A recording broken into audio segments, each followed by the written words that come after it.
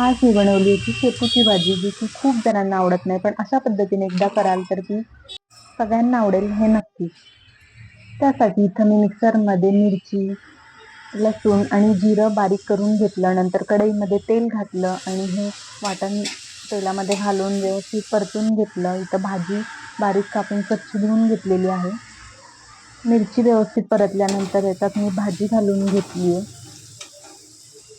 सगळी भाजी मी पाणी निथळून व्यवस्थित घालून घेतली, व्यवस्थित मिक्स करून घेतलं आणि चण्याची डाळ मी अर्धा तास पाण्यात भिजत ठेवली होती.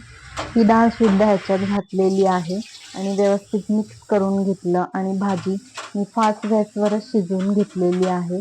पाणी आटेपर्यंत चवीनुसार मीठ घालून घेतलं आणि मस्त अशी आपली भाजी रेडी झालेली आहे. पाणी सगळं व्यवस्थित आटवून घ्यायचंय आणि भाजी खाण्यासाठी रेडी आहे. तर तुम्ही पण अशी भाजी एकदा नक्की करून बघा, खूप छान लागते आणि तुम्हालाही नक्की आवडेल. चला बाय.